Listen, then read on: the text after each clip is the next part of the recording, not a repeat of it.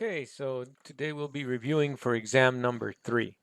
As the regular class we did for the first 2 exams, these reviews are not copies of your exams. These reviews are going over some of the main topics, not all of the main topics, but some of the main topics that we've been going over these past few weeks. And the best way to use this review, look at the problem, try the problem on your own, and then hit play and see how I did the problem compared to how you did the problem. Uh, Look at the problem. If you don't know how to do the problem, open up your book, open up your notes, go back and review what material you needed. So your test is 1 week from Tuesday, the Tuesday after we get back from spring break. So next week is spring break, and the Tuesday after we get back from there will be your test.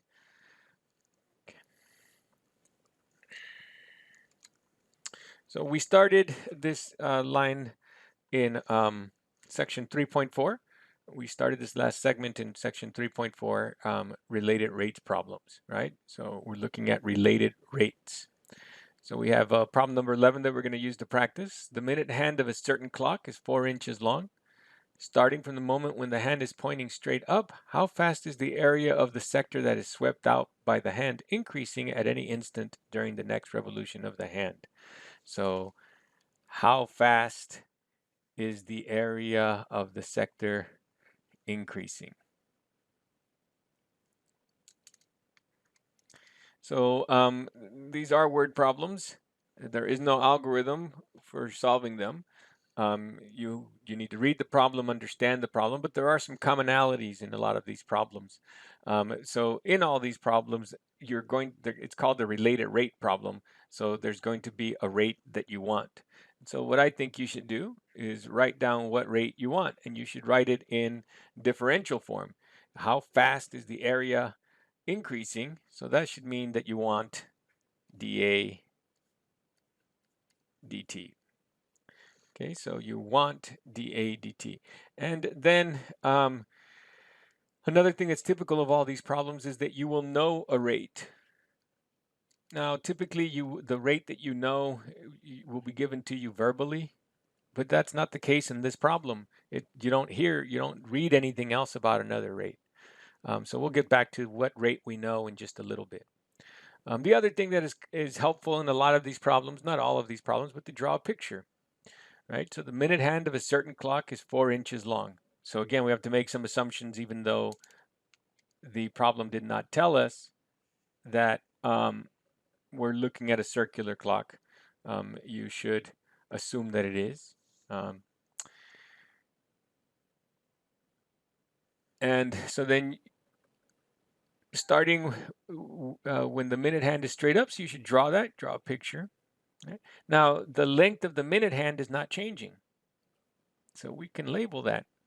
What is changing is the minute hand is moving. Its position is changing. And as its position changes, a couple things change. The angle that it makes here changes. And then lots of things are changing. The arc length that it traces out is changing. The area is changing. We don't know or want to know anything about the arc length, so we don't focus on that. But the area is changing, and that is what we want. We want dA dt, right? And so then, but in these problems, there'll be a rate that you want and a rate that you know. And if you think about it, the rate that you should know is that theta is the measure of the angle for the minute hand to do one complete revolution, does it at a constant rate, and it takes it a total of 60 minutes.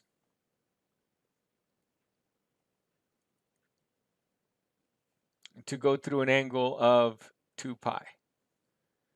And so then what that is that was the change in the angle when your minute hand started here and then went all the way around. Your angle went through a change of 2 pi and your time went through a change of 60 minutes. So then that is d theta dt. So that is how these problems will work. You will have a rate that you want, dA dt. You'll have a rate that you know, d theta dt. And then what you do is you try and find an equation that relates these variables up on top, the A and the theta. So then you look for an equation that relates the area of this sector, this area right here, to the angle. And again, this is kind of an obscure formula. If you didn't, if I asked you, I don't expect you to know this formula. I would give it to you if I had this problem or something like this. I do expect you to know some common formulas, but the area of a sector is a little not used very often, and so the area turns out to be 1/2 r squared theta. But the r isn't changing in this problem, so we can go ahead and plug that in. It's another important aspect to these problems. If something is changing, don't plug in the value that you were given, right? So here the r value is not changing. No matter where we position, the r value is 4. So then the area is 8 times theta, right? And so then, now once you get an equation that relates the A and the theta, that's what we have, then we ddt both sides.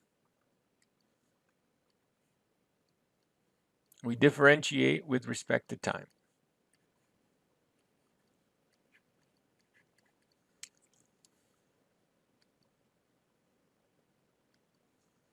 Now, we're differentiating with respect to time. This is a different variable, so what we get for this answer is dA dt. In these problems, please do not write A prime. It's dA dt. And again, here you have a t, here you have a theta. You're differentiating with respect to theta. I'm sorry, with respect to t, so you don't get 1, you get d theta dt. So you get 8 times d theta dt. But we know d theta dt. It's pi over 60.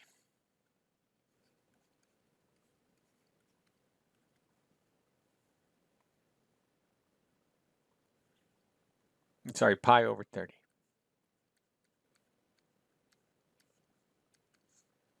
And so then you can divide top and bottom by 2, and you will get 4 pi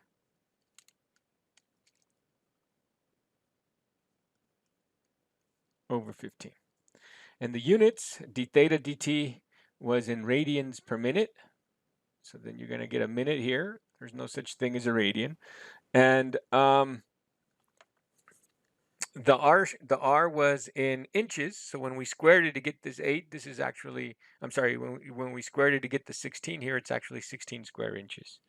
And that's the units of area. 16 square inches.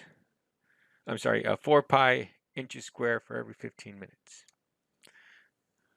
And there we go. Let's move on to the next one. A conical water tank with vertex down has a radius of 10 feet at the top and is 24 feet high. If water flows into the tank at a rate of 20 cubic feet per minute, how fast is the depth of the water increasing when the water is 16 feet deep? So here's the question. How fast is the depth of the water increasing when the water is 16 feet deep? So again, this one really does require a picture. We have a cone. There's the center of the cone. A conical water tank has vertex down and has a radius of 10 feet. So the radius is 10 feet. And is 24 feet high. So then we come all the way here, and that is 24 feet high. If water flows into the tank, so what is changing is the water level. So your water level is right here, and that is changing. And so then how fast is the depth? So then the depth is from here to here, and we will call that y. How fast is the depth of the water increasing when the water is 16 feet deep? So now here you are giving a depth, but as you're pouring water, the depth is changing. So you don't want to plug this 16 in because the depth is changing. Okay, but so how fast is the depth of the water increasing? So that should tell you what you want. You want dy dt. And if instead of y, more common with cones is h, so maybe we don't want to call it y. Why use y? It's the height. So we want dh dt. How fast is the depth increasing? So we want dh dt. And then we have to know a rate, and in this one it does give you the rate in words. A conical water tank with vertex down has a radius of 10 feet at the top and is 24 feet high. If the water flows into the tank at a rate, it says right there, at a rate of 20 cubic feet per minute, and again, this is where knowing units helps you out. 20 cubic feet, that's a volume per minute. So then we know dV dt.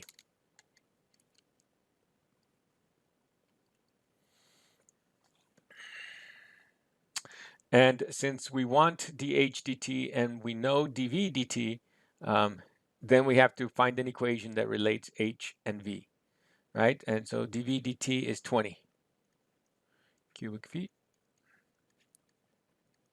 per minute. Okay, so you're looking at a cone. At any step along the way, as water is flowing into the cone, the volume of the water is given to you by the formula of the volume of a cone, 1/3 pi r squared h. So we need to figure out what is the volume, I'm sorry, what is the radius right here? Okay. Now, again, this is what you're going to use. You want to find an equation that relates h and v. We have an equation that relates v, h, and r. But we don't want to know anything about r, and we don't know anything about r, so having this r there doesn't help. So we need to get rid of that r and write it in terms of h. To do that, you can see that for the whole cone, there's this triangle right here, this cross section, where this is 10, this is 24. And then you have the similar little triangle right there, where this is h and this is r. Now these two triangles are similar because the water level is parallel to the top there, and so then you get a similar triangle. Okay. And so since we want to solve for r, we can write the ratio of r to h has to equal 10 to 24, or r is equal to 10 over 24 reduces down to 5 over 12 h. And so now we can write our volume solely in terms of h. So for this cone, the volume will be 1/3 pi, your radius squared, 5h over 12 squared times h. Okay. So on top, you will have a 1, a pi. The 5 gets squared and becomes 25. And the h gets squared becomes h squared. And then you have this h over here, so you get h cubed. On the bottom, the 12 gets squared and becomes 144. And so then times the 3 gives us 432. And on the, go ahead and get rid of that. On the other side, we have v. Okay, so now to find dv dt, we just d dt both sides.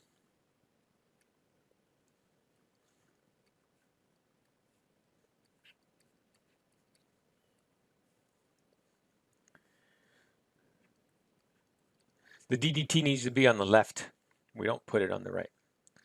So because the variables are different, on the left, we get dv dt. And on the right, all of this right here, all of this right here is just a constant.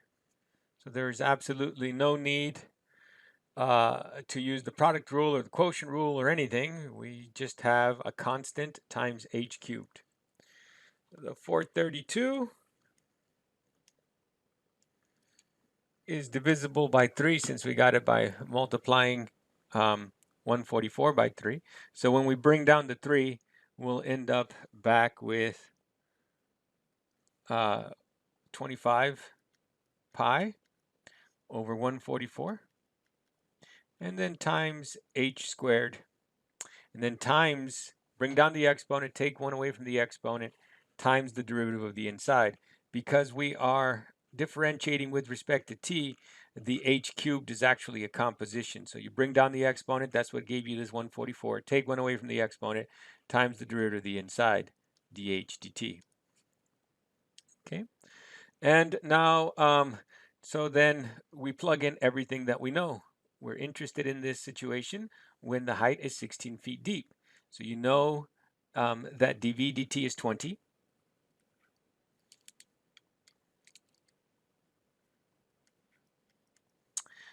You know that, so you have that 25 pi over 144. The height is 16. 16 squared is 256.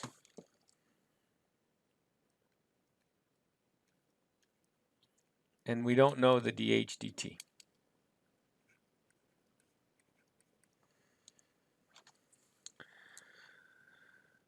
$256 divided by 144, 16 over 9. So if we just multiply straight across and reduce, you can let your calculator do all that work. You get 20 is equal to 400 over 9.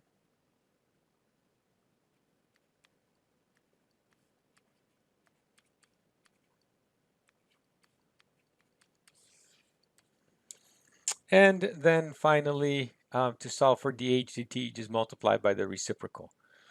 And so then you get dh dt is equal to 180. 9 times 20 is 180. And then over 400 pi. And this should be feet per minute.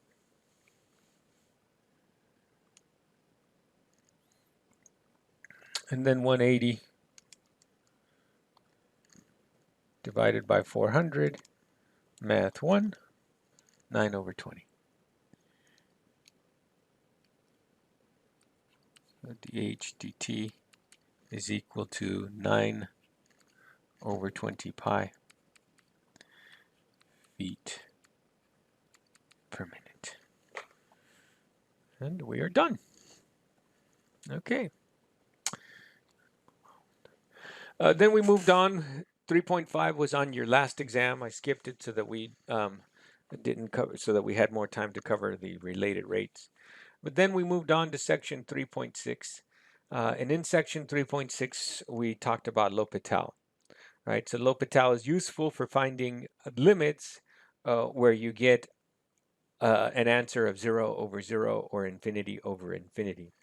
So again, your first step to finding a limit is to plug in the number. But when you plug in 1, you get 0 over 0, right? Cosine of 0 is 1. 1 minus 1 is 0. 0 squared is 0.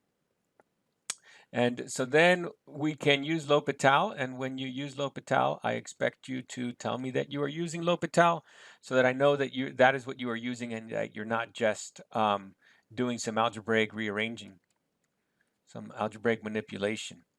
And L'Hopital, we don't take the derivative of this whole thing. We exchange our limit for the limit of the derivatives. And the derivative of the numerator is the sine of x. And the limit of the denominator is 2x. And we learned this limit in our first quarter of the class. And if you remember that limit, you can just go ahead and write it down. Or When you plug it in, you get 0 over 0, so we can L'Hopital again.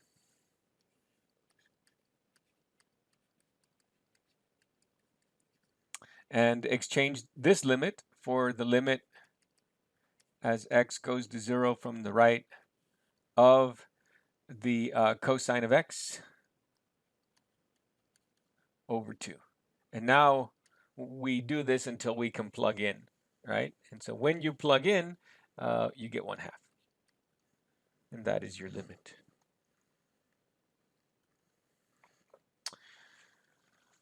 Okay, so find the limit as x goes to 0 of the tangent of x times the natural log of x. Now, as x goes to 0 from the right, I'm sorry, to find the limit as x goes to 0 from the right of the tangent function. The tangent is the sine over the cosine. And so then the tangent function goes through the origin like this. This is y equals the tangent of x. And you can see that then as x goes to 0, the tangent goes to 0. And as the natural log looks like this. And then as x goes to 0 from the right, this goes off to negative infinity. And so if both of these were going to 0, then the answer would be 0. If both of these were infinity, then the answer would be negative infinity. But because you have this dueling battle between one factor is going to 0 and one factor is getting is decreasing without bound, something else might be going on, right? And so then no algebra that we can do here. We would like to apply L'Hopital. But L'Hopital only works when your limit becomes a 0 over 0 or infinity over infinity. And so then you have to then rearrange this algebraically. So this is just algebra, not using L'Hopital. And you can either put the natural log in the denominator or put the tangent in the denominator.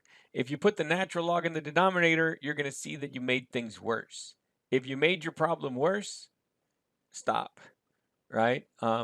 So I have experience, so I know what to do, but one of these has to go on the bottom, so you end up with a fraction. If you choose the wrong one, how will you know if you chose the wrong one?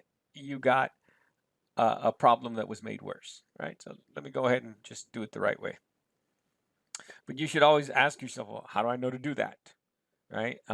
And it's going to be, in this case, from some experience, making some mistakes and then seeing, oh yeah, that didn't work, and then trying something else. So we're going to take the limit as x goes to 0 from the right. I'm not taking the limit, I'm just rearranging things. And again, I need a fraction. So I'll leave that natural log in the numerator where it is, and I'll divide by 1 over the tangent of x, right? And then that way, that's the same thing. That's the same thing. But 1 over the tangent of x is the cotangent of x.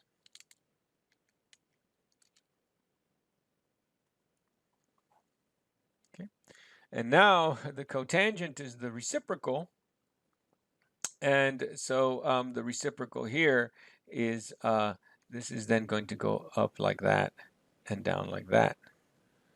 And so now as you go to 0 from the right, your cotangent is going to infinity and your natural log is going to negative infinity. So now you have the infinity over infinity.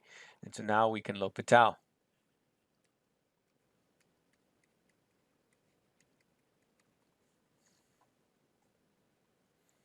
And so then we can exchange this limit for the limit as x goes to 0 from the right. The derivative of the natural log is 1 over x.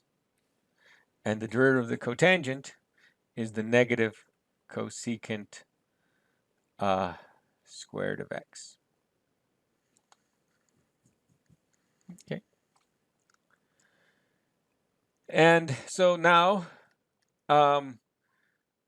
we can't plug in because 1 over 0 is undefined, and the cosecant of 0 is also undefined since the cosecant is 1 over the sine.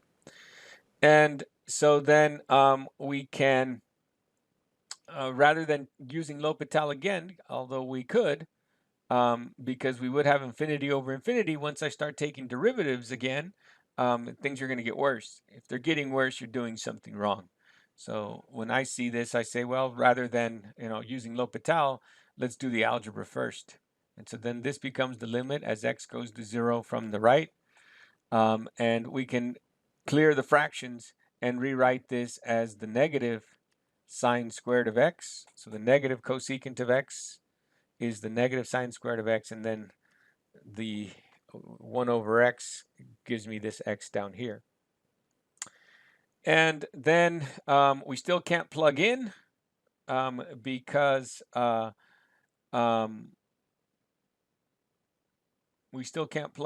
we will still get 0 in the denominator. And you can L'Hopital again, and if you did that, things would work out just fine. Or we could regroup it. This is the limit as x goes to 0 from the right of the sine of x over x times the negative sine of x. And what you learned last semester is that, in the first part of the class, is that this goes to 1. And this one, you plug it in and you get 0. And so that is your limit. Your limit is 0.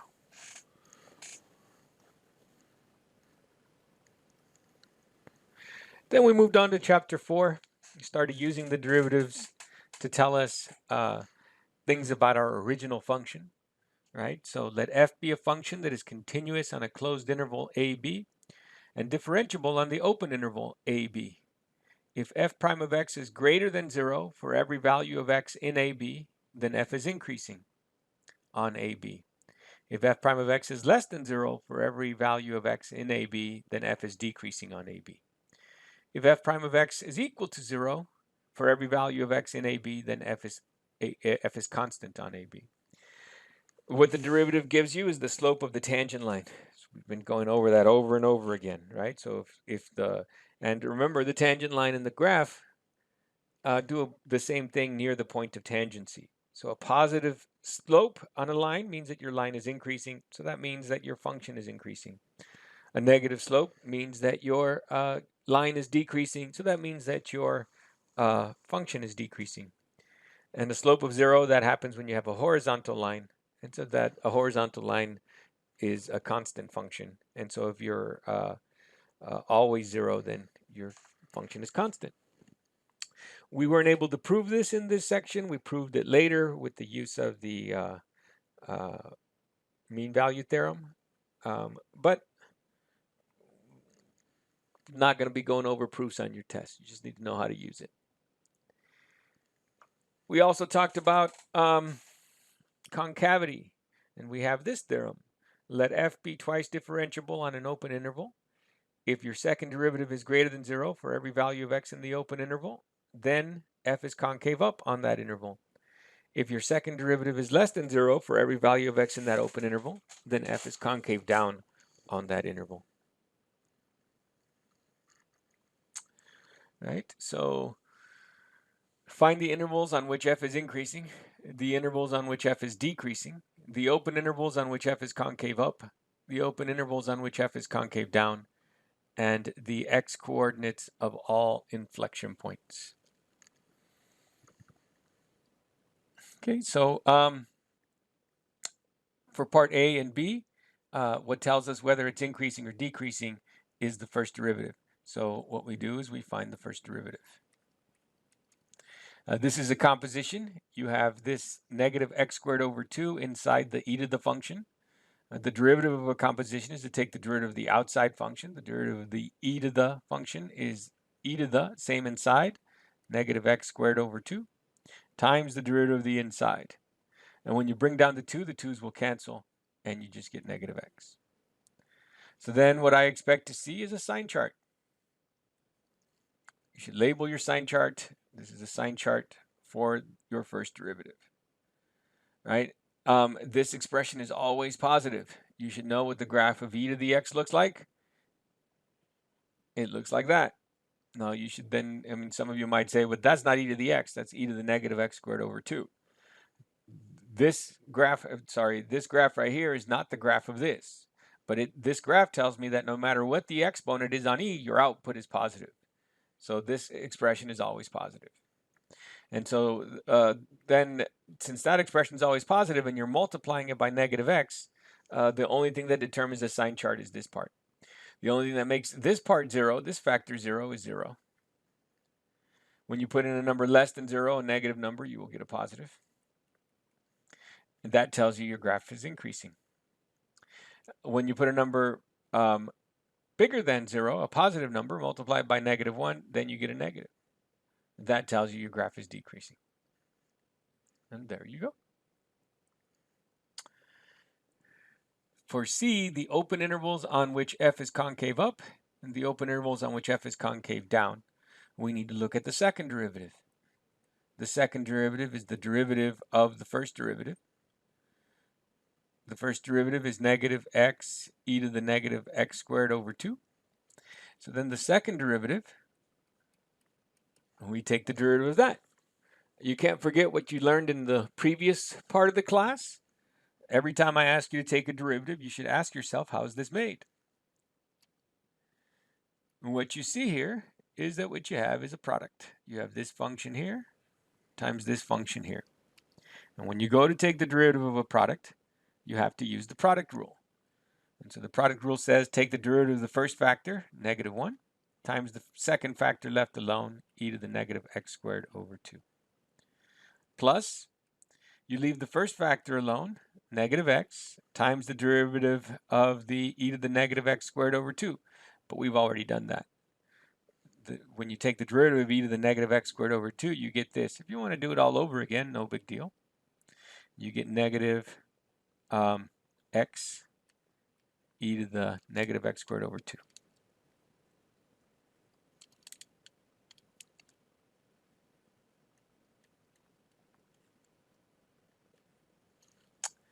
And so then when you clean this up,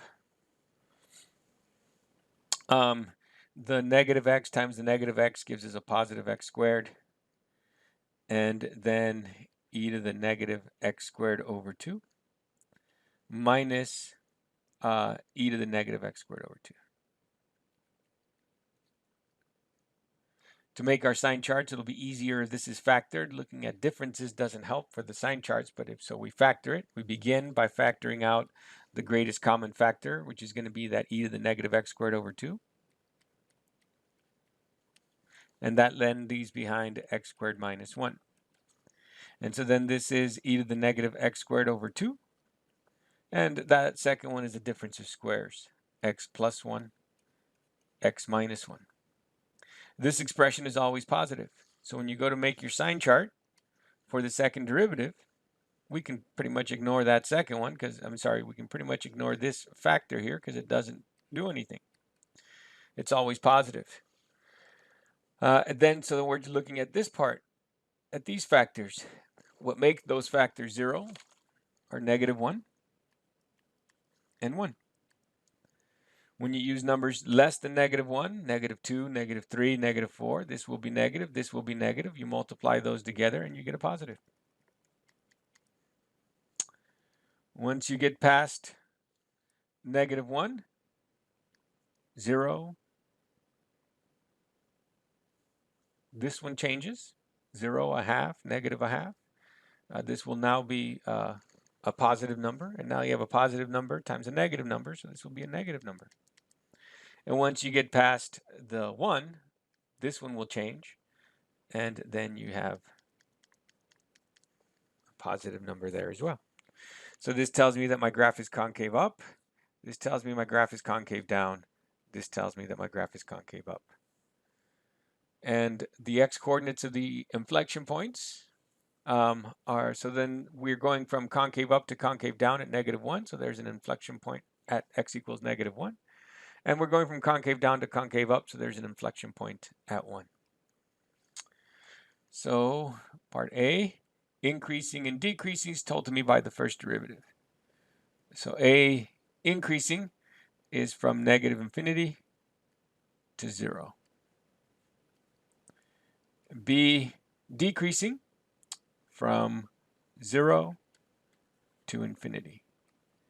Concave up, for concave up, we don't include the endpoints. For concavity, we don't include the endpoints. So this goes from negative infinity to -1, union from +1 to infinity.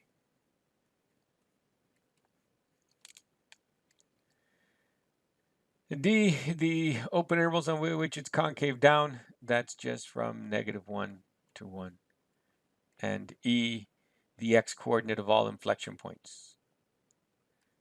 Inflection points at x equals -1 and 1. And there we go. Let's move on. Find the intervals on which f is increasing, the intervals on which f is decreasing, the open intervals on which f is concave up, the open intervals on which f is concave down, and the x-coordinate of all inflection points. Okay.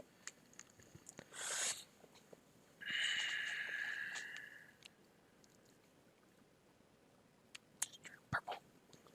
Okay, so increasing and decreasing is told to me by the first derivative. So I've got to find the first derivative.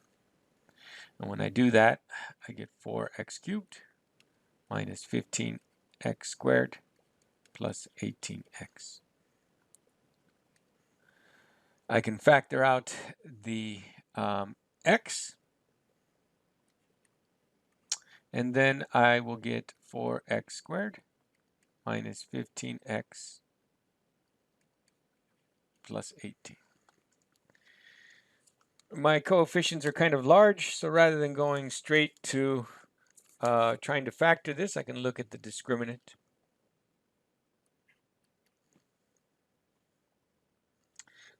It's what's under the radical.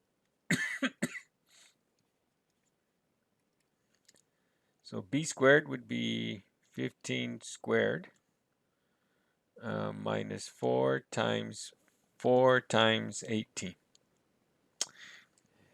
So then this will be negative 63.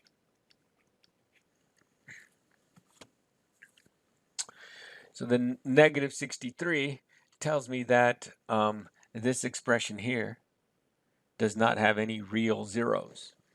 And since it doesn't have any real zeros and it's a polynomial which is continuous, the expression is either always positive or always negative. You can see then that because of the plus 18, when you put in 0, you get 18. So then this expression is always positive. So then your sign chart is just determined by this guy right here.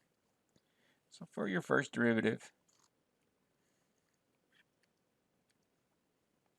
the only number that's on your sign chart is 0. And obviously, if you're just looking at x, to the left of 0, your output is negative. To the right of 0, your output is positive. So it's going down to the left and up to the right.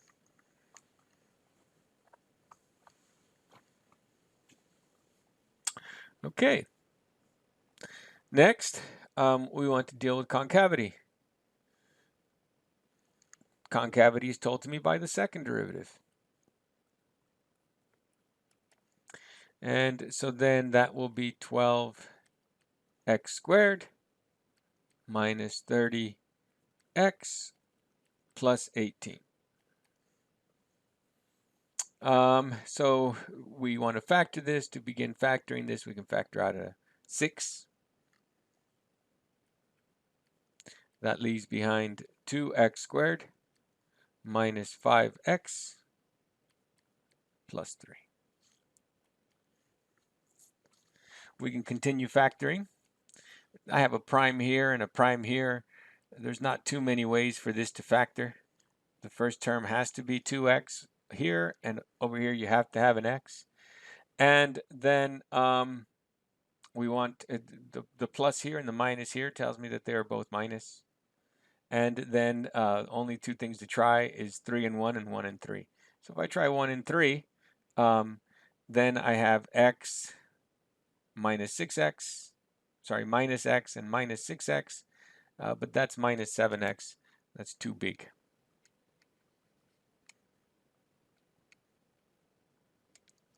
So if I try the 3 here and the 1 here, and then I get minus 3x minus 2x, and those add together to make minus 5x. That's how it factors.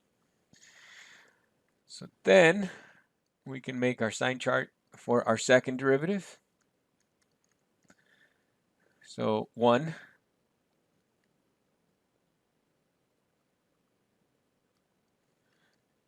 and 3 halves, right? So the 2x minus 3 needs to be made 0.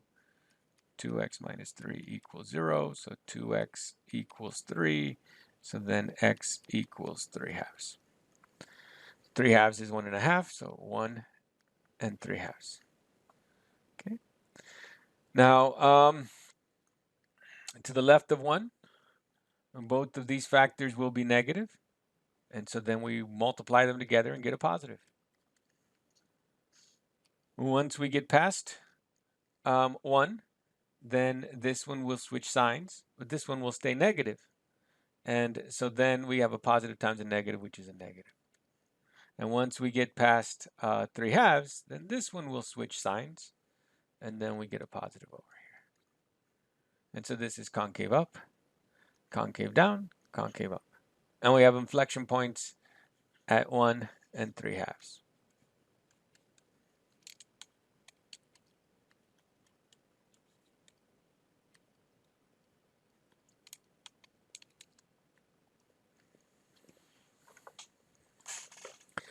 Didn't write it all out for you, but you can get it from the sign charts. I expect you to write it all out, not just make the sign charts, but in the interest of time, I will move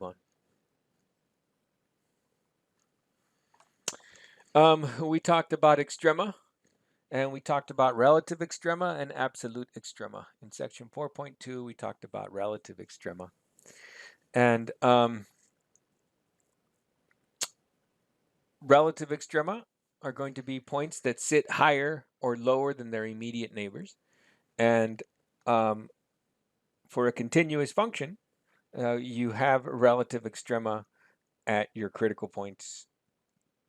Not necessarily, but you use the first derivative test to tell you whether you're having whether you have relative extrema or not. Right, and so find all the relative extrema of this, right? So what tells us where we're going to have a relative extrema is the critical points, right? And so the critical points are where the derivative is 0 or undefined. So the derivative is 3x squared minus 6x minus 24. The derivative is a polynomial. A polynomial is continuous, so it's defined everywhere. So the critical points are just what makes the derivative 0. Now, what makes the derivative 0? To see that, we can factor out a 3 and get x squared minus 2x minus 8. We can continue to factor, and just by inspection, we can tell what the zeros are. So this is x minus 4, x plus 2. The minus 4 times the plus 2 is minus 8. The minus 4 plus 2 is minus 2. Now, so our critical points are at 4 and negative 2. That's where the graph has flat spots. And it's at these flat spots where we could have a relative extrema. But to make sure that we have a relative extrema, we could either use the first derivative test or the second derivative test. The first derivative test is just to look at the sign chart. And your negative 2 and 4 are there. And then this is going to be positive, negative, and positive. And so then this tells us that the graph is going up all the way till we get to 2, and then it starts coming down. So then if you're going up and then coming down, you have a relative max at x equals negative 2. And so then you're going down and then going up. Over here at 4, you're going down all the way till you get to 4, and then you start going up once you get past 4. So then relative min at x equals 4. So then f of negative 2 is your relative max.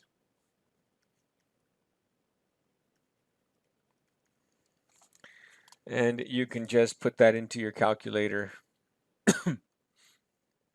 I think it's easier just to put it into the y equals.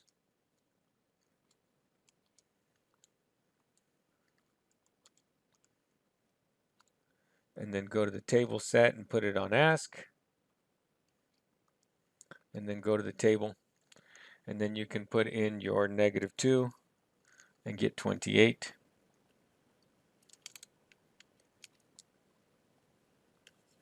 And your relative min is f of 4,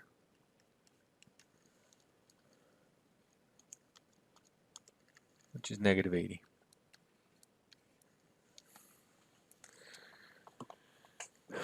Okay.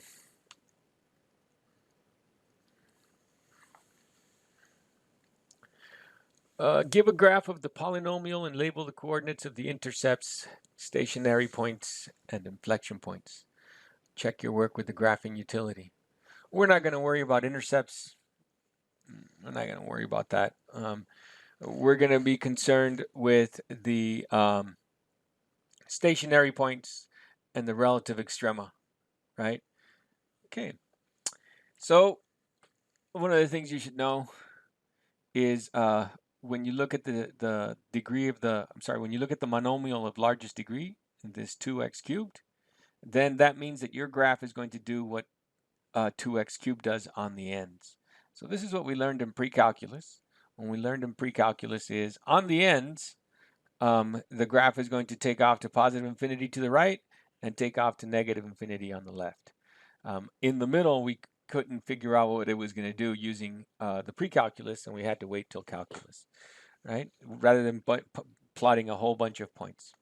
So the calculus we used to help us make the graph by finding the first derivative, which is going to be 6x squared minus 6x minus 36. We can factor out the 6 and get x squared minus x minus 6. We can continue to factor and get x minus, that is not going to factor. Oh, I'm sorry. Yeah, it will. X minus 3. X plus 2.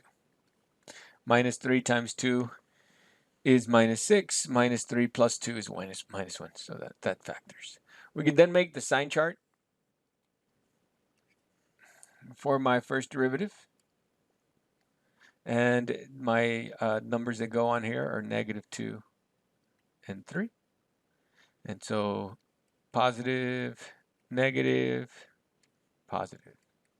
You can test points. You can go through. We've done that a bunch, so I'm just going to make that quick. And then we look at the second derivative.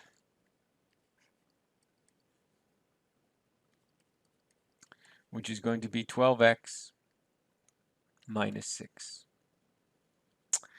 And that graph right there, the sign chart for the second derivative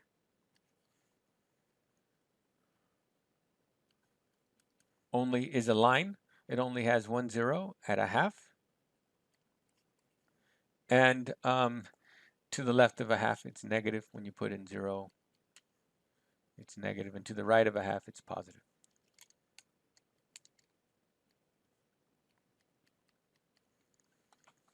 And that is what your sign chart looks like.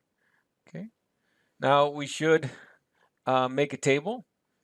And the only numbers that go on here are the critical points, the critical numbers, negative 2 and 3, and the inflection point, 1/2. We should know that we have a relative max at negative 2, a relative min at 3, and we have an inflection point at 1/2. So at negative 2, this is our relative max. You can see why it's a relative max because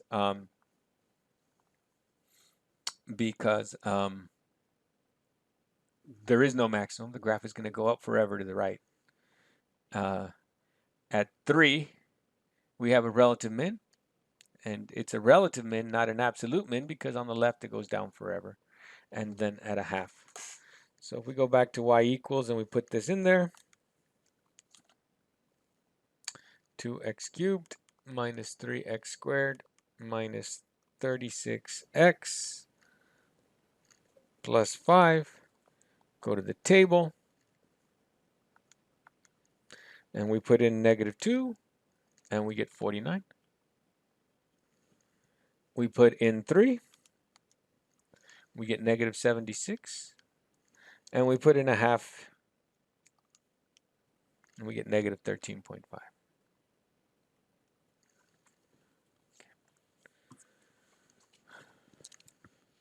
So go ahead and erase that. I didn't take into account concavity. We'll take that into account now. So at -2, we get 49. So -2, 49 is up here. Okay. To the left of -2, we are increasing and concave down.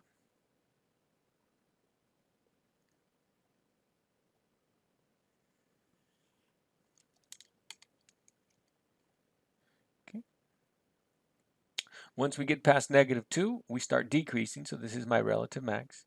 And I'm going to continue to be concave down until I get to a half. So a half is right here.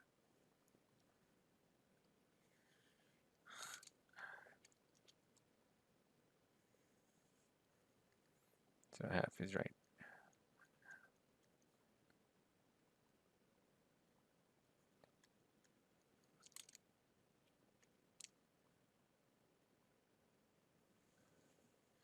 So at a half, we get -13.5. So we're down here somewhere.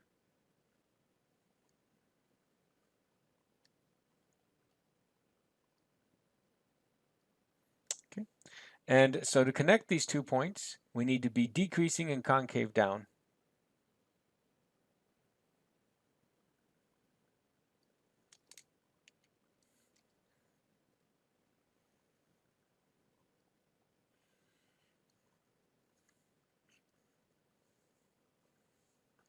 Okay.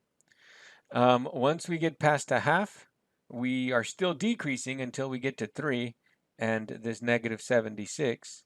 But then we have to be concave up. Bend up. And so there you have an inflection point. Once you get past 3, you are still increasing and concave up.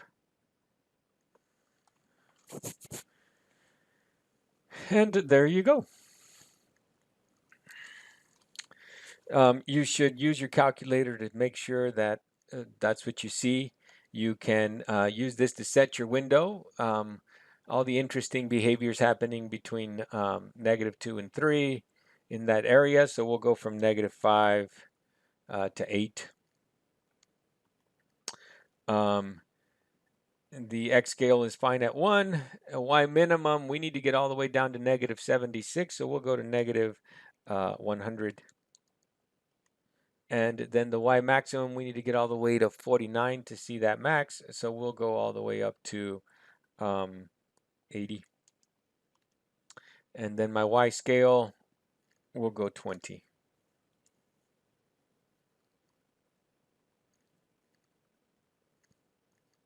And that is pretty close to what I'm seeing.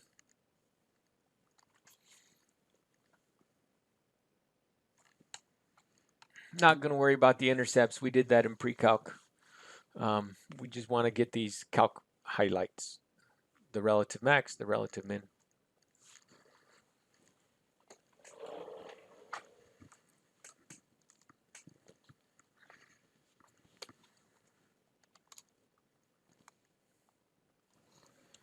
Okay, so let's continue. And so then we went on to the next section, which I believe was 4.3. And in 4.3, we were going over how to use the calculus to graph rational functions and other types of functions. So we have this rational function. The rational function is just a quotient of two integers, 8 over x squared minus 4. Find the intercepts. And so then the intercepts, there's x-intercepts.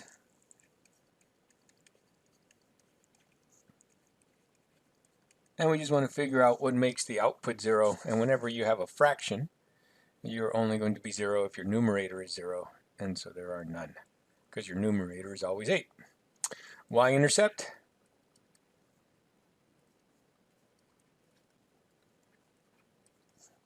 You're going to put 0 in for x. If you're on the y-axis, your x value is 0. And when you do that, you get negative 2.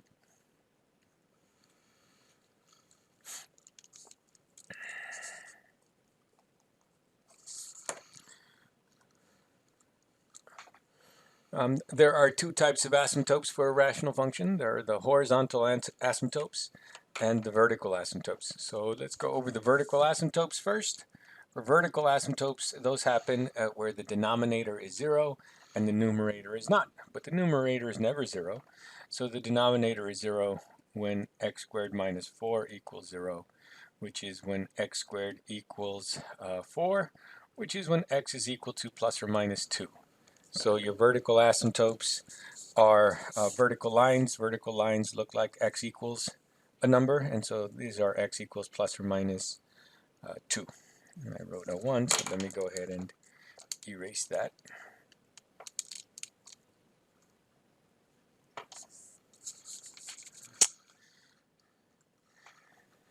Find where the graph crosses the asymptotes. So it is not possible for you to cross for a rational function to cross a vertical asymptote, because vertical asymptotes happen where your function is undefined. But it is possible for it to graph the horizontal asymptote. Oh, I'm sorry. You need to go back. That's the vertical asymptote. Now what about the horizontal asymptote? And so the horizontal asymptote on a rational function is looking at the limit as x goes off to infinity of the output. The numerator is fixed at 8, and the denominator grows without bound because the x squared grows without bound, and so then this is 0. And so then your horizontal asymptote is a horizontal line. Horizontal lines look like y equals a number, and it's y equals 0.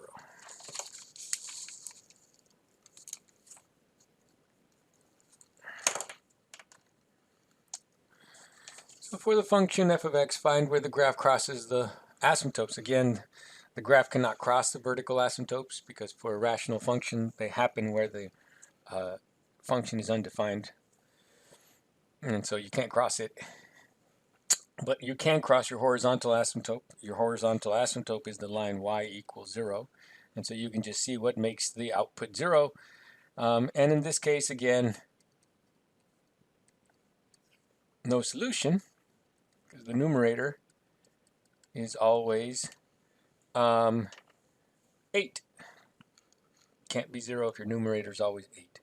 And so then, but this does tell us that we will never cross our horizontal asymptote, which will help us make our graph. Moving on, we'd like to know where this graph is increasing and decreasing. And so that is what the sign graph for f prime tells us. So f of x is 8 over x squared minus 4. But we can find f prime of x by using the quotient rule. The root of the top is 0, bottom left alone. So but 0 times anything is 0. And then minus the top left alone, 8, times the derivative of the bottom, which is 2x. All divided by the bottom squared, x squared minus 4 squared. So your critical numbers are the numbers that should go on your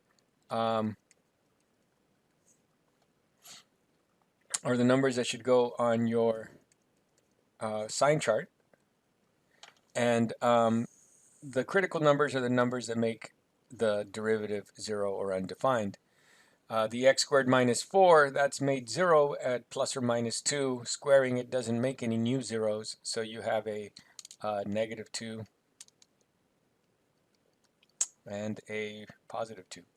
And the negative 16x, the only thing that makes that 0 is 0. But you have to be careful because over here, because it's being squared, this expression will always be positive. So whether the expression is whether the whole thing is positive or negative only depends on what the top is, because the bottom is always positive. And so then to the left of 0, you're going to get a positive number, because a negative 16 times a negative number will give you a positive number. And that happens everywhere. Right? And same thing to the right of 0. Negative number times a positive number will give us a negative number, and that happens everywhere. So some of you have gotten a little comfortable, and every time you write down your critical points, you just go positive, negative, because you think it has to switch, and no, it doesn't have to switch. In this case, the denominator's got that exponent of 2, so there is no switching there.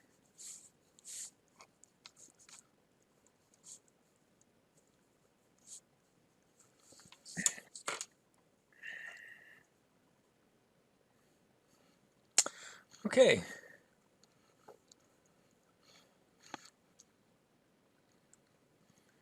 Find any stationary points.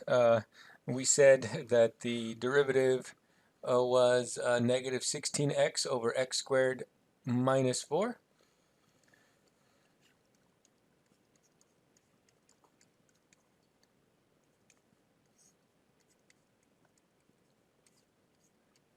The critical numbers are where the derivative is 0 or undefined, and so those were the 3 numbers that were on our sign chart. But the stationary points are where it's negative. So our sign chart,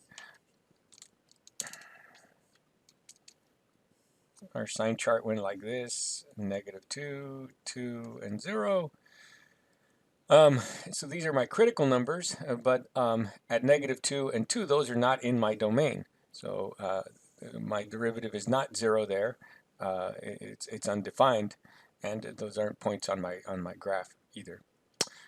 So the only stationary point is at 0, negative 2. At that point, the derivative is 0.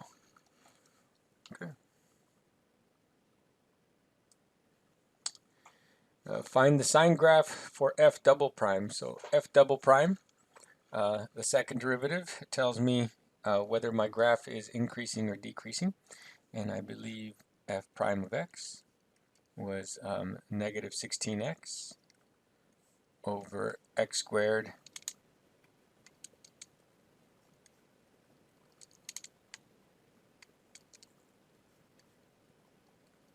minus 4 squared.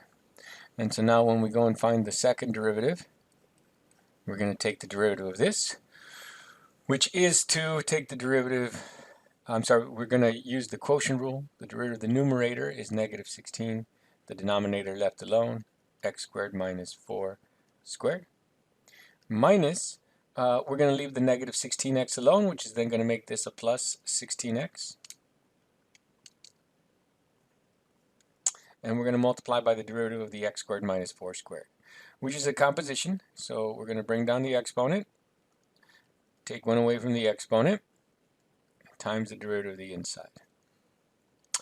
And then we're going to all divide it by the x squared minus 4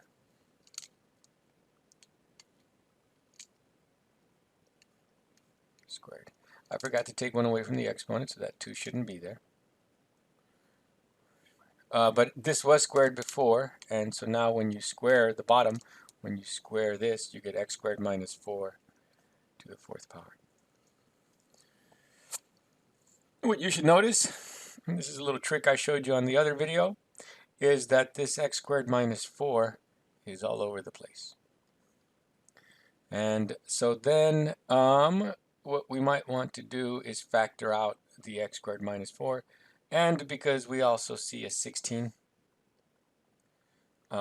we might want to factor out the 16 as well.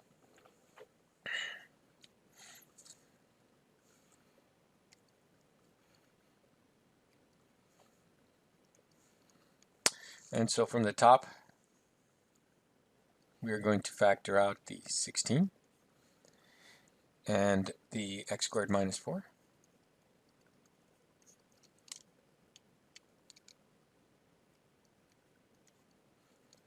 And so then from this first term, what's left is 1 factor of the x squared minus 4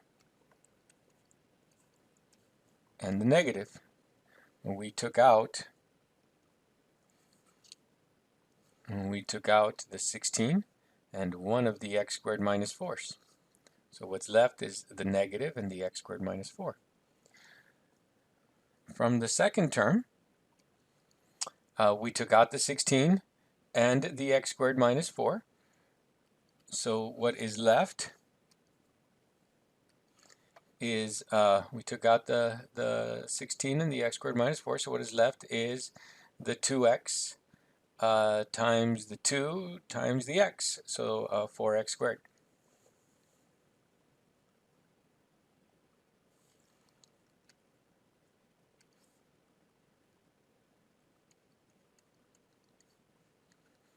Okay, and then on the bottom we have x squared minus 4 to the third power.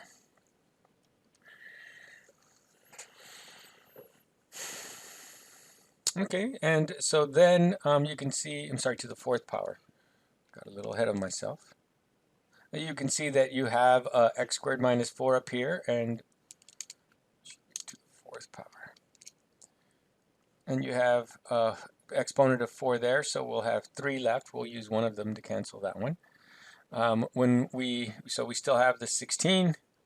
When we distribute the minus here, you'll get a plus 4 and a minus x squared. So you'll get plus 3x squared plus 4.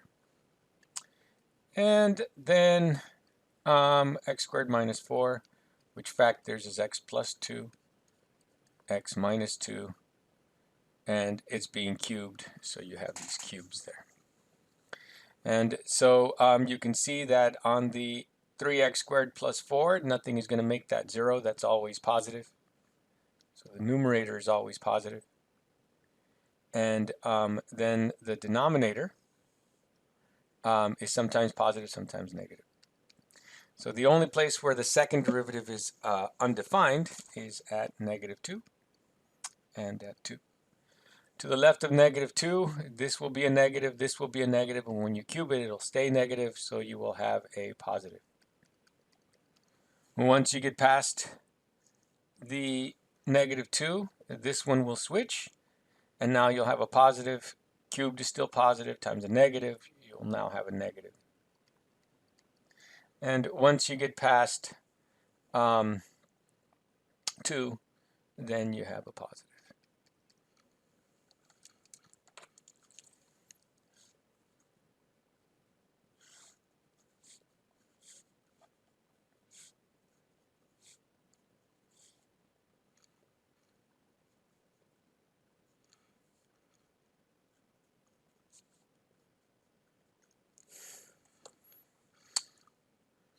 Okay.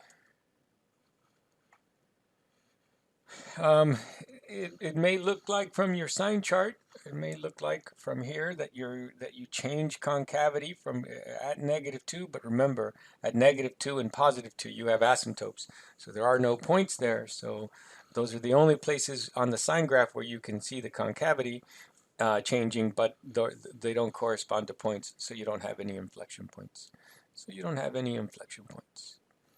And now you want to use the information to make a graph, right? So again, we only really came up with 1 point, 0, -2. We didn't have any x-intercepts. We have some asymptotes. X equals ±2 was your vertical asymptote. Y equals 0 was your horizontal asymptote. Your sign chart is very important. For your first derivative, to the left of 0, it's positive. That tells you that your graph is increasing. To the right of 0, it's negative. That tells you that your graph is decreasing. Then your second derivative, to the left of -2, you're positive. That tells you that your graph is concave up. In between -2 and 2, you're negative. And that tells you that your graph is concave down. And to the right of 2, it's positive, again, concave up.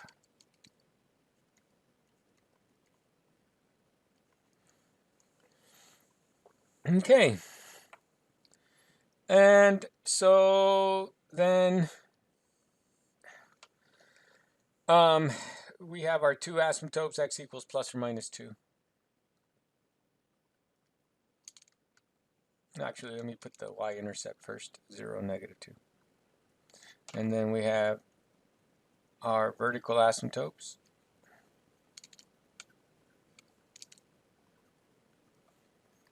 X equals -2.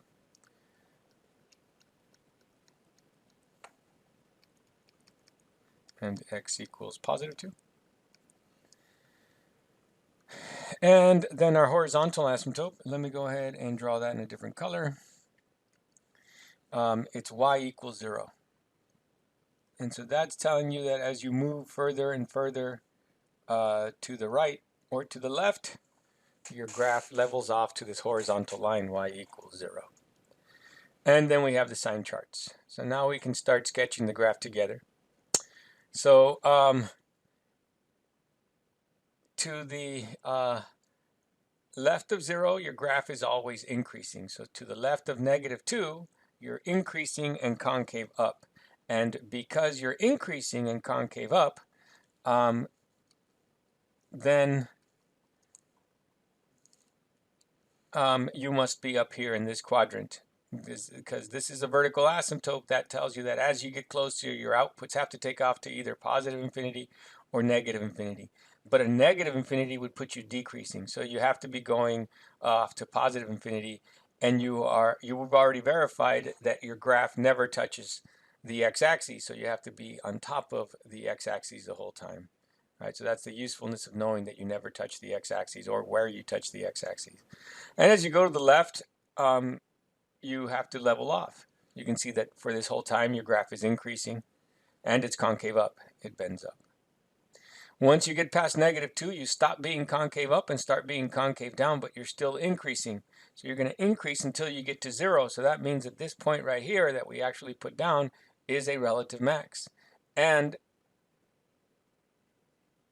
your graph is doing that. Now, once you get past 0, you are still concave down, but now you start to decrease.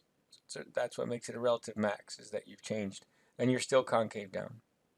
Now, on this side over here, you now need to continue to decrease. So if you were going down to negative infinity, that would be an increasing. So you can't be down here. You never cross the x-axis, so you can't do this, right? So you're going to start up here somewhere. And again, as you go to the left, you increase without bound. And as you go to the right, you're leveling off to your y equals 0.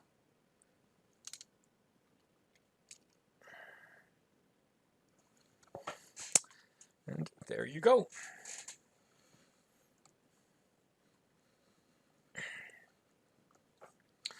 We then moved on to section 4.4. In section 4.4, we have find the absolute maximum and minimum values of f on the given closed interval and state where those values occur. Right? So in section 4.4, we learned the extreme value theorem. And the extreme value theorem tells us that if you have a continuous function on a closed interval, then your function is guaranteed to have an absolute max and an absolute min.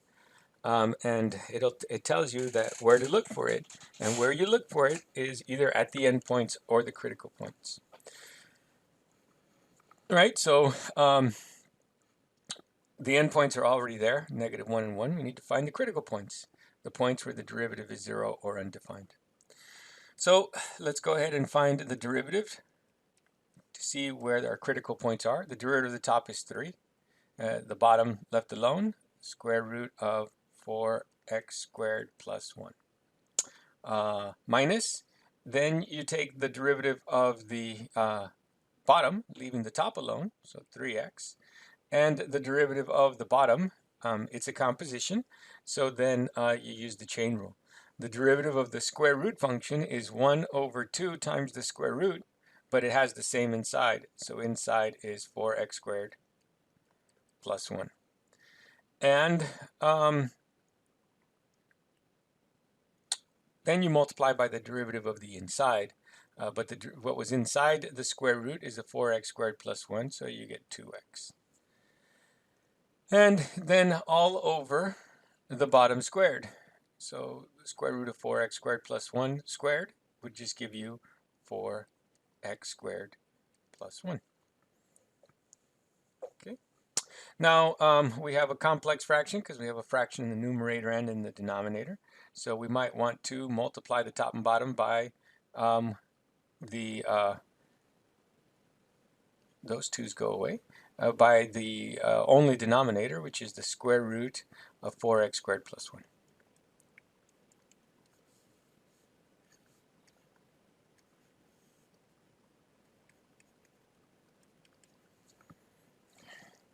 And so then your derivative is, when you distribute, you get 3 times 4x squared plus 1 minus 3x squared. And then in the denominator, you get 4x squared plus 1 times the square root of 4x squared plus 1. Notice that your denominator is factored, and this factor is always positive, and this factor is always positive. So there is no number that you could substitute in to make this derivative undefined. But if we clean this up, we get 12x squared, 9x squared.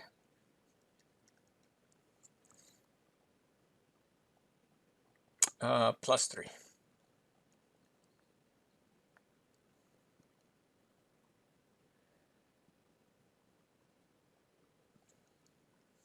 So it looks like the numerator is also always positive.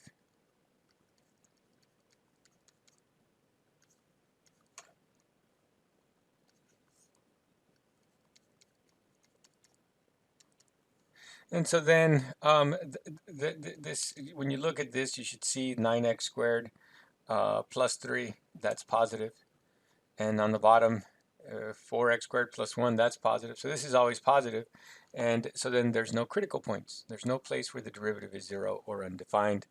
And that also tells us that this is always increasing. So if it's increasing, that means at -1, we will have our absolute max. At +1, I'm sorry, our absolute min, and then at +1, we get our absolute max. So what I expect you to do is make a table, x, f of x, put in the -1, put in the 1. When you put in the -1, you get -3 over the square root of 5, and that's your absolute min. When you put in the 1, you get 3 over the square root of 5, and that's your absolute max. And maybe we made a mistake. According to my work, my graph should always be increasing, so there are no critical points to put on my table. But maybe we should look at the graph and make sure. So second square root of 4x squared plus 1. Window, we're only looking at this over the interval from -1 to 1. And it looks like -3 to 3, we should be more than enough.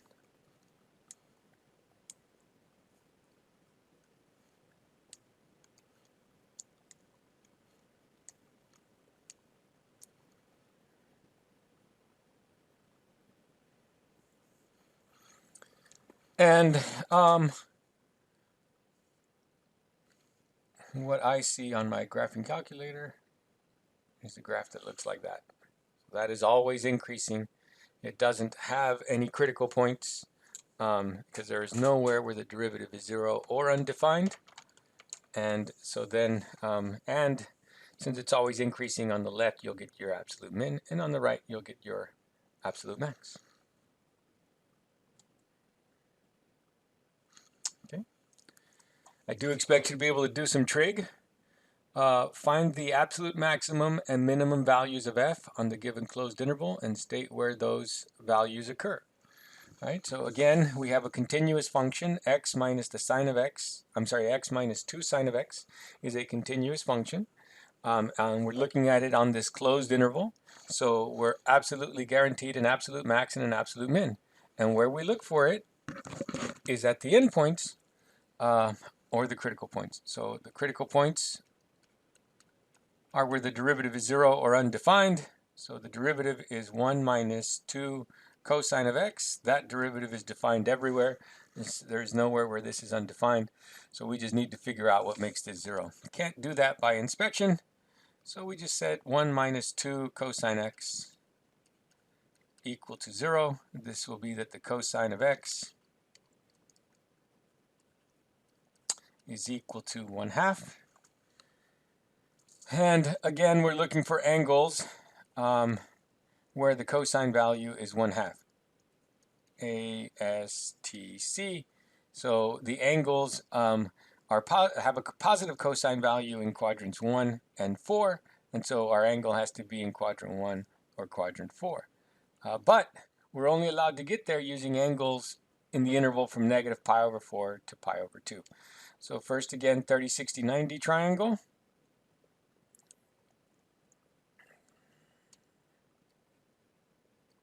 (60°), 30 degrees. Then this was 1, this was 2, this is the square root of 3. We want a cosine value of 1/2, and that would be 60 degrees pi over 3.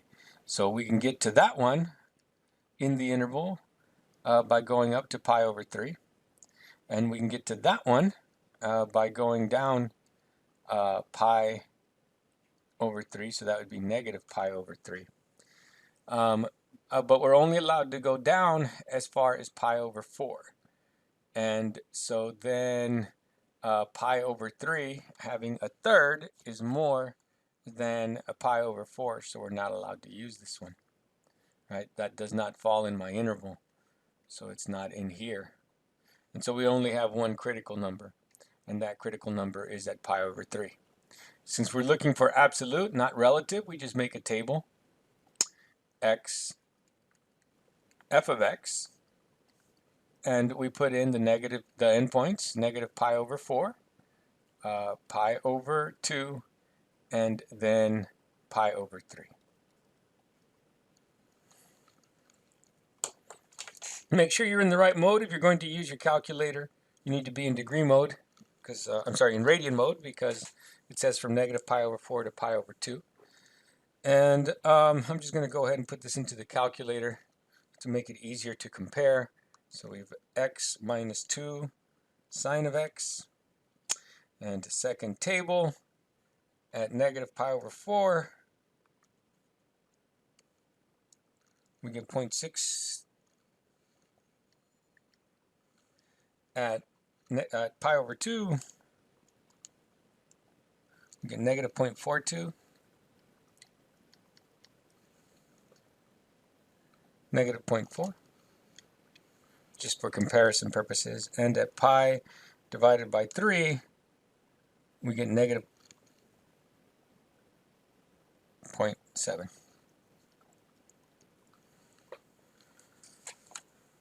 So you can see this is your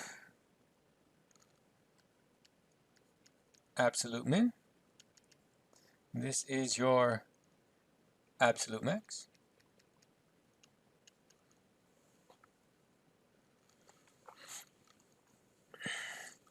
And there you go.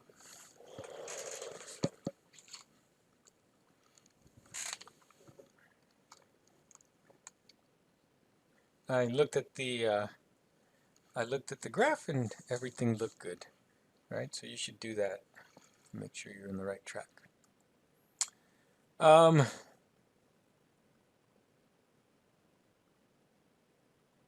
Section 4.4. Maybe this was still in section 4.3. Yeah, this should have still been section 3.3. And so now we have a continuous function, but the interval is infinite. So when you have a continuous function, when you have an infinite interval, you're not guaranteed to have an absolute max or an absolute min, right?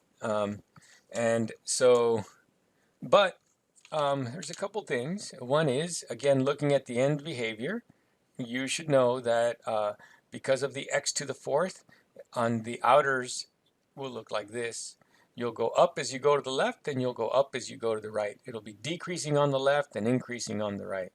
And so in the middle, then, it's all one piece, and you can see that you're going to have an absolute minimum, but you have no absolute maximum, right?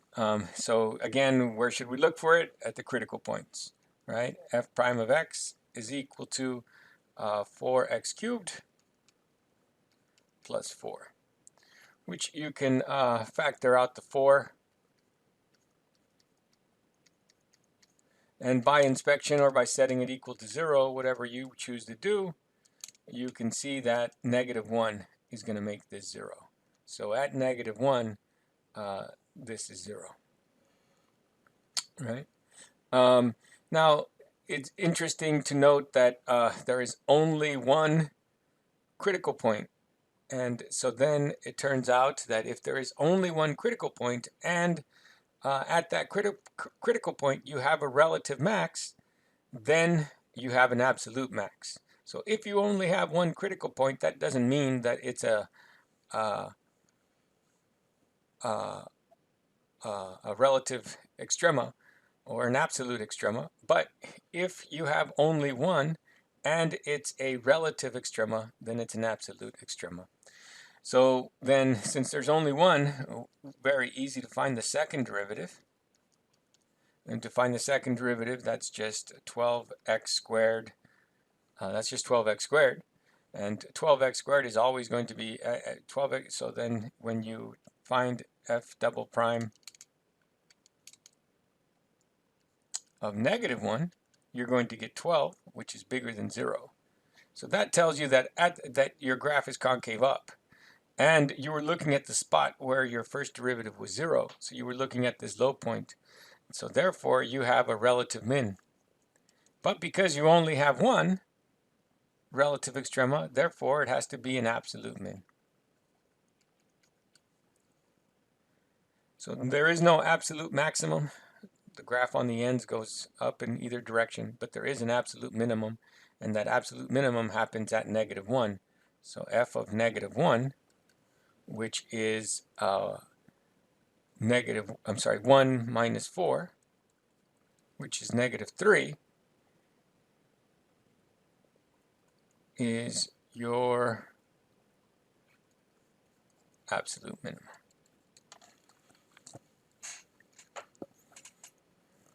Okay. Then we have more word problems, right? So we started off with word problems, and then we have another section with word problems. But here we have a maximization problem or minimization problem, right? So you're going to have to keep those apart, and please don't mix the related rates with the maximization problems.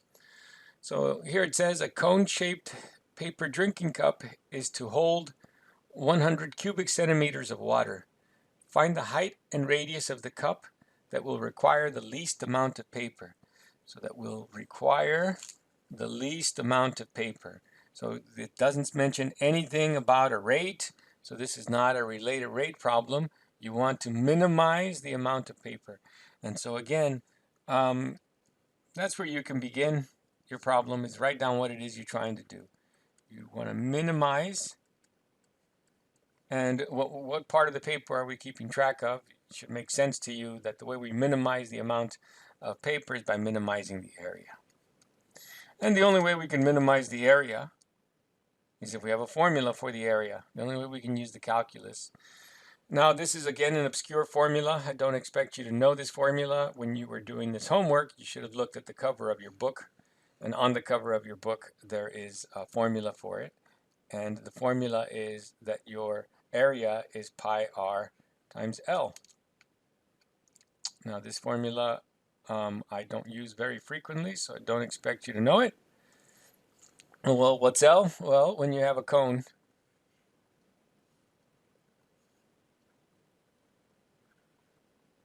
the radius is the distance from the center of the circle up on top to the outer edge. The height is here, and the length from there down to this tip, that's L.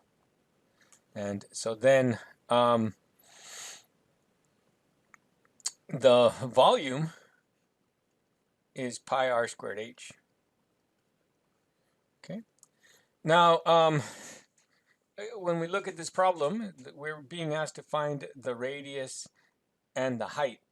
And so it doesn't ask for L or want to know anything about L. So first thing we might want to do is get rid of L. But if you see here, what you can see is this right triangle. Let me pull it out. Where this is H, this is R, and this is L. And then because you have a right triangle, we can relate H, R, and L with H squared plus R squared equals L squared. So then L is the square root of H squared plus R squared. And so now we can write our volume in terms of what we're looking for. We are looking for the radius and the height. So this is pi times the radius times the square root of H squared plus R squared.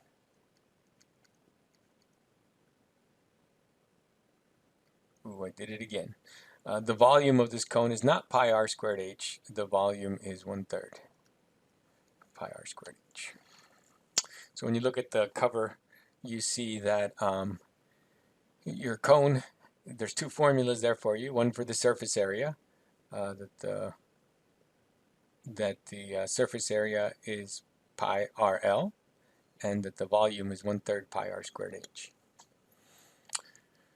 Okay, and so then again, when you look at this formula, that's what you're trying to minimize, but you can't do the calculus with a formula that has two variables, right? Both your h and your radius are changing, and so in this class we only do calculus with one variable. So we have to find a way to get rid of one of those variables. Okay, so we look for a constraint, right? So another common theme in these problems is you're going to be trying to minimize or maximize something, and then you're going to have a constraint. A cone-shaped paper drinking cup is to hold 100 cubic centimeters of water. So that's a volume, right? So you can't just make any size cone. You have to hold 100 cubic centimeters of volume. So that is your constraint.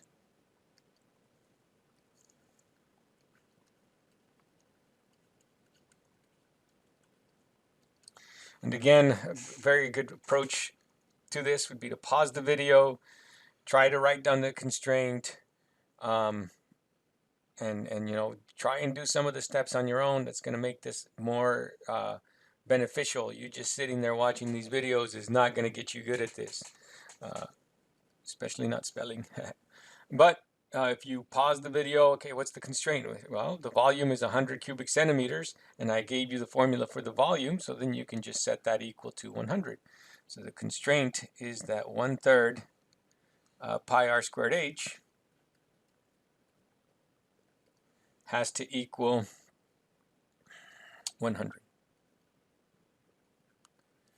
And so what you can do with your constraint is you can solve for one of the variables, so you can substitute it in, and then what you're trying to minimize or maximize is all in one variable. Right now, what you're trying to minimize is in two variables. Can't do calculus with two variables, not in this class. Okay, so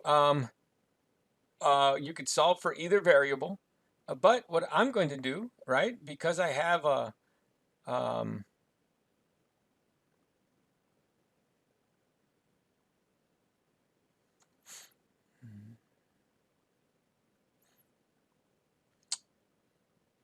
So what I am going to do is a couple things that are going to make the computations a little easier. So area is pi r times the square root of h squared plus r squared.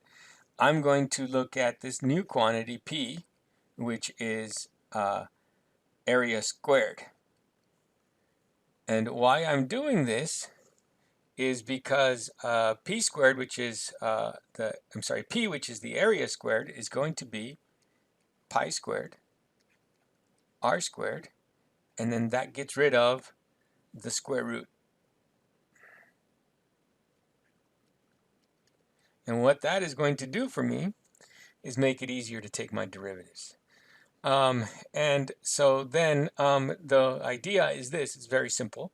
To maximize the area is the same as to maximize the square of the area, because the squaring function is an increasing function. So if you find a value that maximizes the square, you found the value that maximizes the original area, because the bigger the square, then the bigger the area. Or minimize, either way, right? So minimize or maximize, right? So to find the relative extrema of the square is the same as to find the relative extrema of the original function. So how does that help? So then what we can do here is we can solve for r squared. So r squared will equal, you're going to have 300, multiply both sides by 3, and then you're going to divide by pi h. And so there you go. And rather than solving for r, I'm solving for r squared, so that everywhere I see an r squared,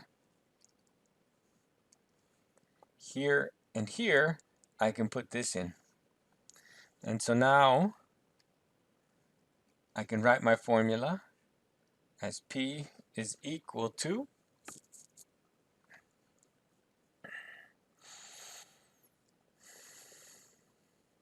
pi squared. R squared we replace with 300 over pi h. And then h squared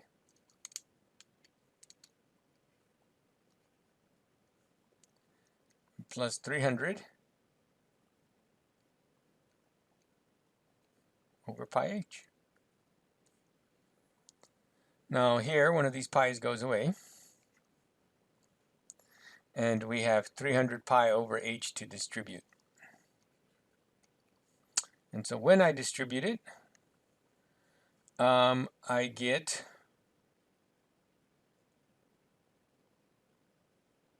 when I distribute it to this one of the pi's goes away, and I get 300 300 pi, and then one of the h's goes away.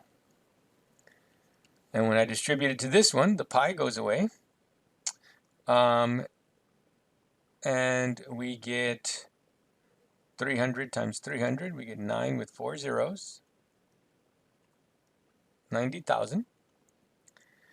And then the pi goes away, and we have the 2 h's on the bottom, h to the negative 2.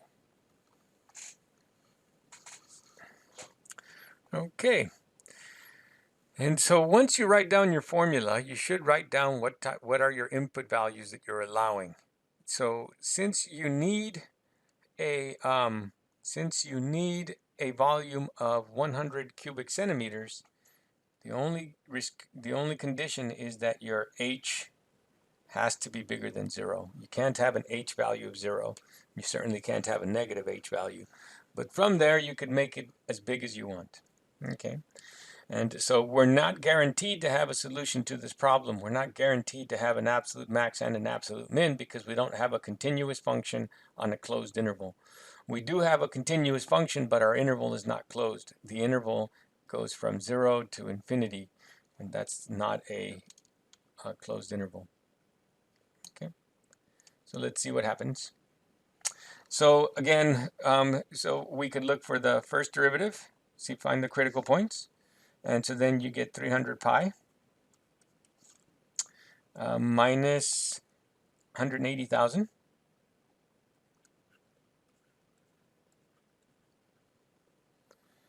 h to the negative 3.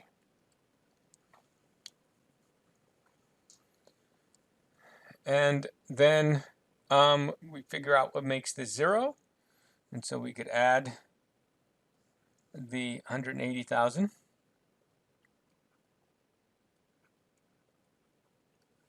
over the h cubed. And that is going to equal 300 pi multiplied by h cubed.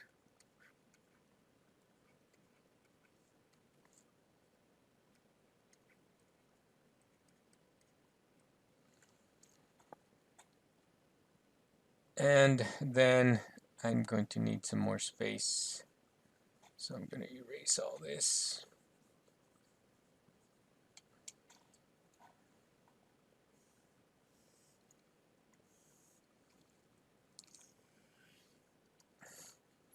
And then if we divide both sides by 300 pi, we will get 18 divided by 3 is 6. And then we have 2 zeros.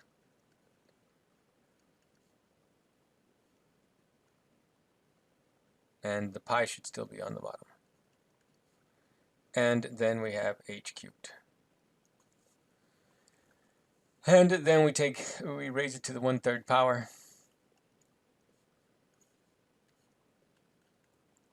Which is the same thing as the cube root.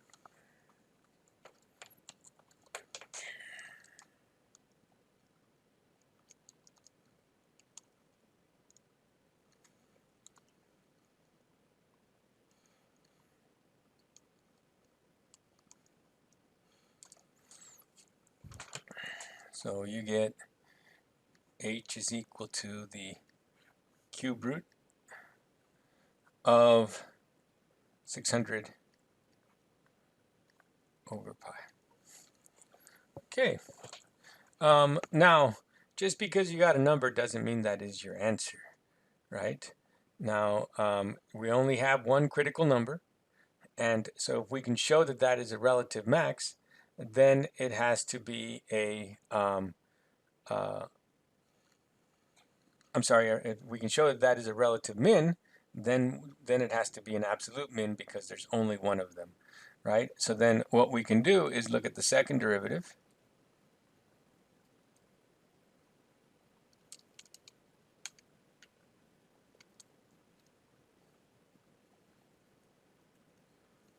And then, again, here's the first derivative. We're taking the second derivative. When we bring down the exponent, that's going to make it a plus 54, followed by 4 zeros, h to the negative 4, right? And so then that's going to be bigger than 0 when I plug in this number in, because everything is positive. Therefore, it's concave up. Because it was concave up, and we were looking at the point here, the critical point where the derivative was 0, therefore, relative min, and therefore, since there's only one, absolute min. And so that's your height. Now you still need the radius, but the radius is the radius squared is 300 over pi. So now you still need the radius, but you can get your radius from this formula right here. And I'm not going to do that. That's just algebra. Okay, so there you go.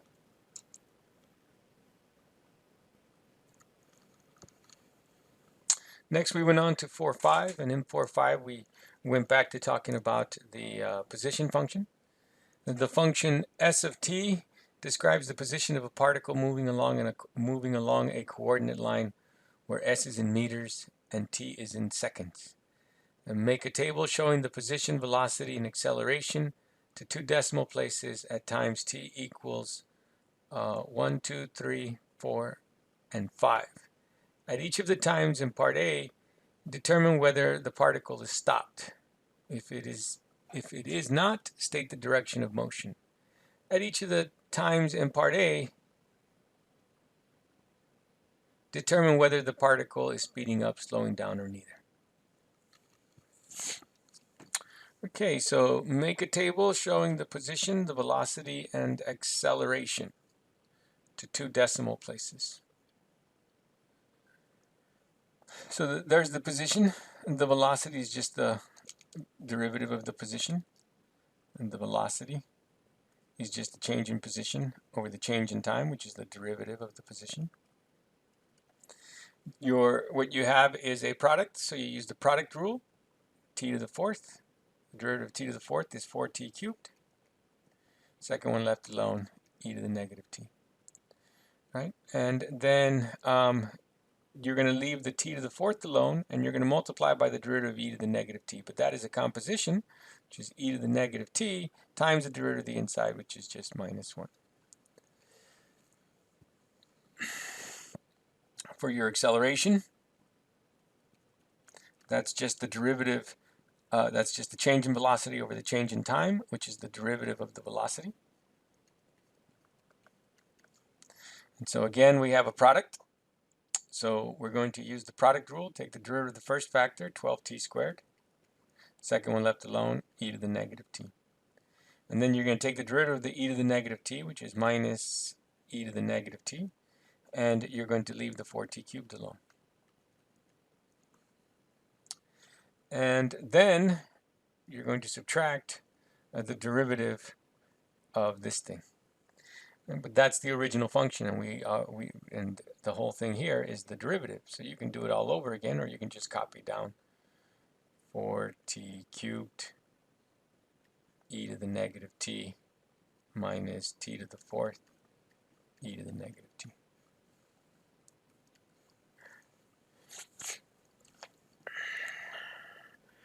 And so then let's clean this up so I don't have to put so much into the calculator.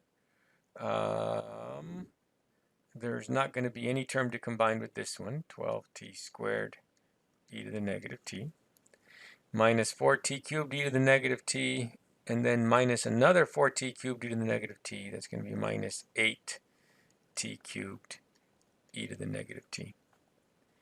And then there's not going to be a term to combine with that one, but that one will be plus t to the fourth e to the negative t. When you distribute this minus, and you combine the like terms. Next is to just go and put this into the graphing calculator. Okay, so here's the table I'm getting from my calculator.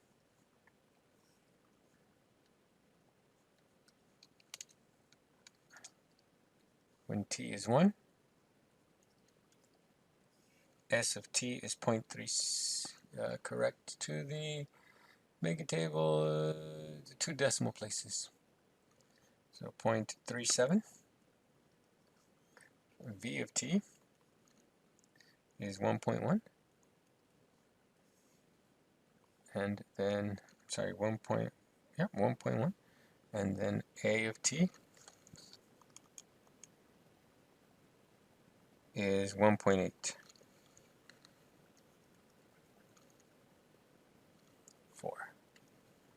Okay. At each of the times in part A, determine whether the particle is stopped. So since our velocity is not 0, it is not stopped. If it is not, state the direction of motion. Since our velocity is positive, we are going to the right. And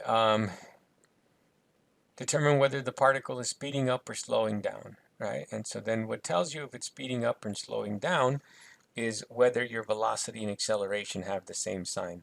Because they have the same sign, at this point, it is speeding up. Going on to 2, we have 2.17 for S. And then for V, we have 2.16. No, so 2.17 for V as well. And for your acceleration, you have 0. Okay. And so the particle is not stopped because our velocity is not 0. It's moving to the right because our velocity is positive, and it is slowing, and it is not speeding up or slowing down because our acceleration is zero. There's no acceleration. They don't have the same sign. When we put in 3,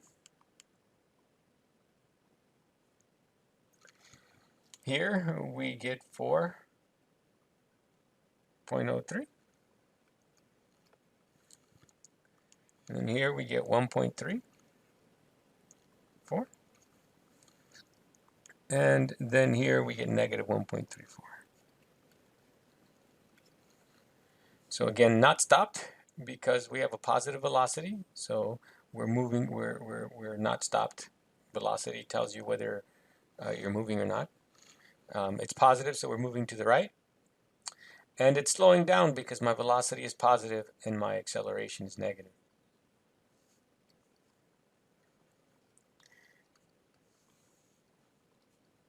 At 4, we get 4.68, 4.69.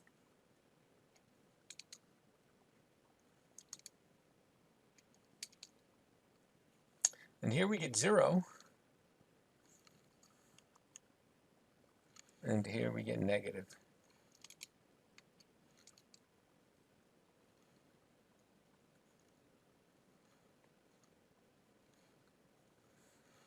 And so since my velocity is 0, I am stopped. And because my velocity and acceleration do not have the same sign, it is neither speeding up nor slowing down. And then I don't have room for 5. You could see that on your own. So I'll leave that there.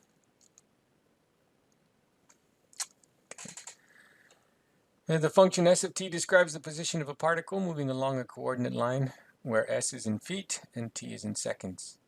Find the acceleration and velocity functions. Find the position, velocity, speed, and acceleration at time t equals 1. At what times is the particle stopped? When is the particle speeding up, slowing down? And find the total distance traveled by the particle from the time t equals 0 to time t equals 5. Okay, so again, our position function is right here. Our velocity function, we just take the derivative, 3t squared minus 6t. Our acceleration function is just the derivative of the velocity, 6t minus 6. Find the velocity, find the position. So this was part A. Find the velocity and acceleration functions. Part B, find the position, velocity, speed, and acceleration at time t equals 1. Okay, so S of 1 is 1 minus 3, which is negative 2. So 1 second after this starts, its position is at negative 2. It's interesting to note that it started at 0. Okay.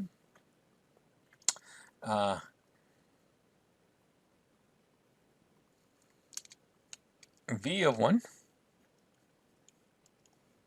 is 3 minus 6, negative 3. So that means it's at negative 2 and continuing to move to the left. The speed is just the magnitude, which is just the absolute value of the negative 3, which is 3. And then the acceleration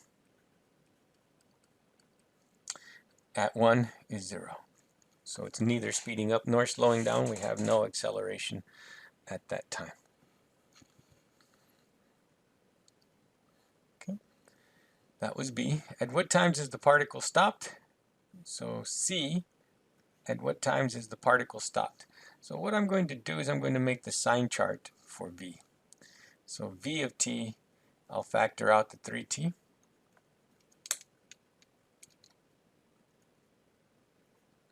And get t minus 2.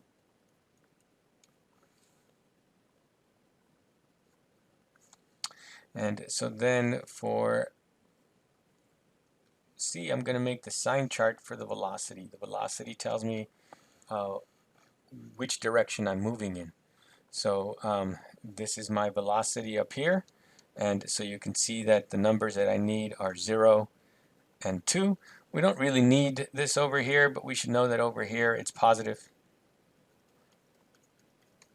algebraically, but the time has to be greater than 0. But then it's negative. That means we're moving to the left until we get to 2. Once we get to 2, past 2, then my velocity becomes positive. And so the only time that this is stopped is at 0 and at 2.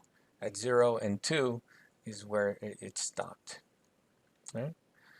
When is the particle speeding up and slowing down? And again, I make the sign chart for the acceleration. So the acceleration is this one up here, 6t minus 6. It's 0 at 1. That's the only time it's 0. So to the left of 0, it is negative. And to the right of 0, it's positive.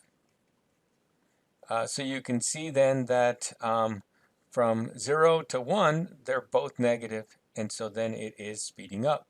Once you get past 1, one's negative and the other one's positive, so from 1 to 2, it's slowing down. And once you get past 2, they're both positive, so then it's speeding up again. All right, so slowing down from 1 to 2, and everywhere else it's speeding up because the speed and velocity, because the acceleration and velocity have the same sign.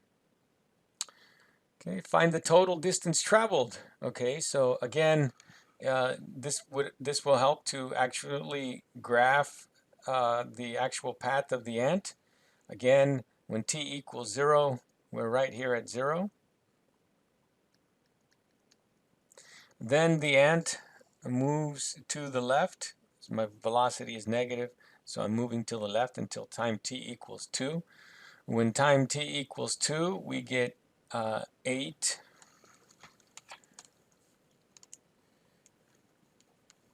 and put in 2 for t, we get 8 minus 3 times 4, so you get negative 4. So you're going to move to the left until you get to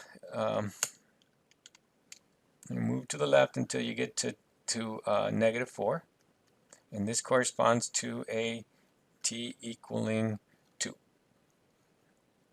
Right? That's what this tells you. You're going to be moving to the left until you get to 2. And once you get past 2, now you're going to continue. You're going to turn around and start moving to the right. And you're always going to be moving to the right until you get to a 5, because that's when we're interested in this.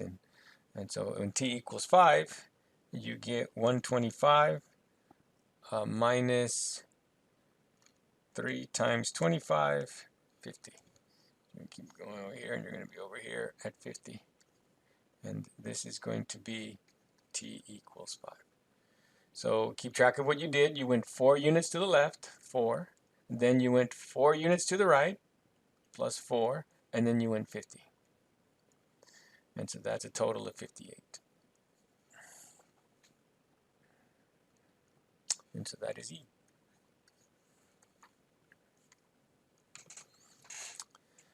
And then finally, verify the hypotheses of the mean value theorem are satisfied on the given interval, and find all values of C in that interval that satisfy the conclusion of the theorem.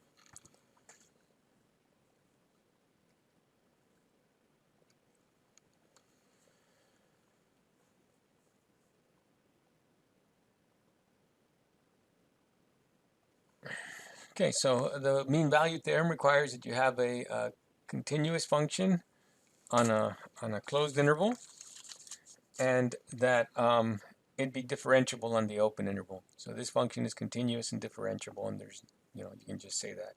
It's obvious. It's a polynomial with a rational function, and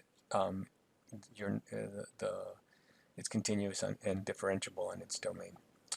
Okay, so what does the mean value theorem says? The mean value theorem is just a generalization of Rolle's theorem, and what it says is somewhere in this interval, the slope of your tangent line is the same as the slope of your secant line.